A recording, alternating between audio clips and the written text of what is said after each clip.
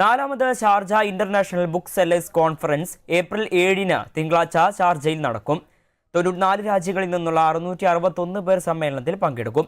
Sharjah expo സെന്ററിലാണ് സമ്മേളനം. പ്രസിദ്ധീകരണ വിതരണ വ്യവസായങ്ങൾ നേരിടുന്ന അടിയന്തര പ്രശ്നങ്ങൾ ചർച്ചയാകും. ഉയർന്നുവരുന്ന ആഗോള വെല്ലുവിളികളും അവസരങ്ങളും വിലയിരുത്തലും മേഖലയുടെ ഭാവി രൂപപ്പെടുത്തുന്ന ചർച്ചകൾ നടക്കും. ഇപ്രകാരം സുസ്ഥിര വളർച്ചയ്ക്കുള്ള വഴികൾ പര്യവേക്ഷണം ചെയ്യുന്ന തന്ത്രപരമായ അന്തരീക്ഷമാണ് നാലാമത് സമ്മേളനം ലക്ഷ്യമിടുന്നത്.